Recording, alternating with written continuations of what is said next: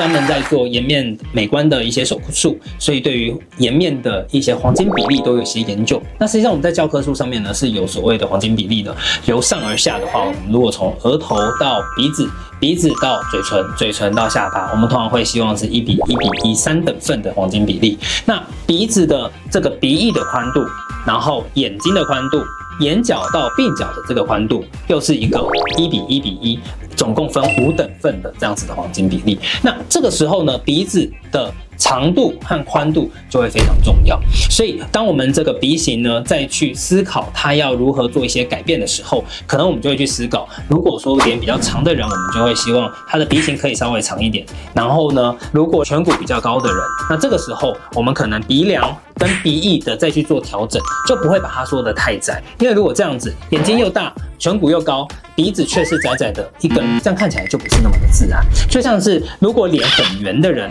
如果我们把鼻子做得太高，这样子的太长的感觉，好像鼻子就很大的一个占比，那看起来呢，它的比重也不是这么自然。所以我们在帮您设计鼻整形的一些治疗计划的时候，其实会依照每一个人的脸型，包括我们刚刚提到的，在鼻子周遭的整个五官，你是不是浓眉大眼，你是不是个厚唇，你是不是颧骨有比较高，你是不是眉骨是明显的，那这些都会影响到我们在做这个鼻整形的时候呢，去思考的一些条件。那怎么可以让你变美丽？最关键的原因呢，它因为在脸的最中间，只要一个鼻型，如果它是一个塌的鼻子，整张脸看起来就是很平面，平面不生水，自然看起来没有那么帅，没有那么美。当你的鼻型立体起来，整张脸会变深邃，而且会变小，那看起来就会让人家觉得有精神，变帅变好看。单的一些鼻子的治疗呢，我们可以用微整的鼻雕的方式，包括像是玻尿酸或者是鼻线，让鼻子的鼻梁变挺，让鼻头也稍微变挺。但是毕竟它只是用微整的方式，而且它1-2年就要补一次，效果也没有像鼻整形这么的完整。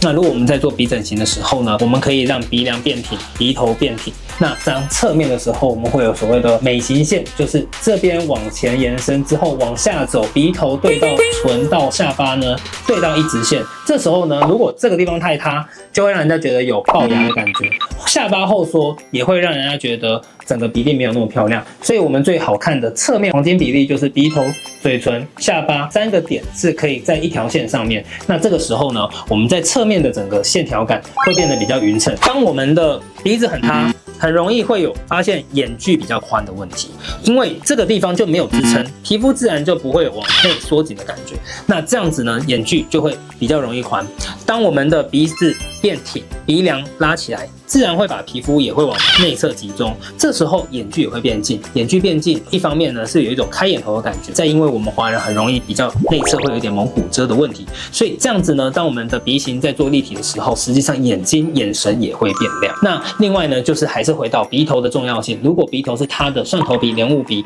整张脸看起来会让人觉得没有精神，可是挺起来的时候，那个气场整个就会完全不一样。所以为什么很多人会选择在除了我们的气色、年纪的这些提升之外，在五官的美学来讲，想要先让自己稍微变得比较有精神，让自己变得比较美一点、帅一点，我们可能都会先从鼻子着手，因为它太重要了。它在我们的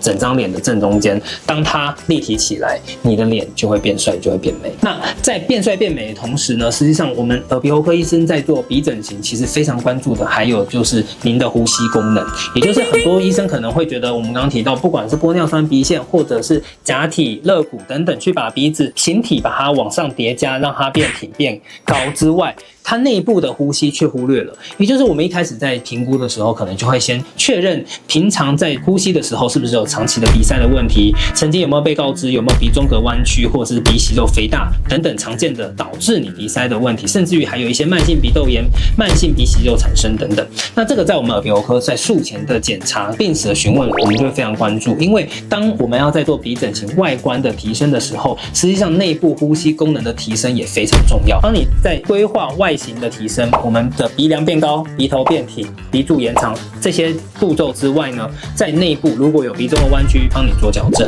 鼻息肉肥大，帮你做减肥手术，让你的呼吸功能不要因为叠加了这些自体肋骨或者是 Gore-Tex， 让你的鼻子有更多的负担，可是里面的呼吸道却没有因此同时变畅通。那希望我们一直的初衷就是让你拥有更好的鼻型之外，也可以同时拥有更好的呼吸。我是孙医师，如果你喜欢我我们的影片的话，记得开启小铃铛、订阅、按赞、加分享哦。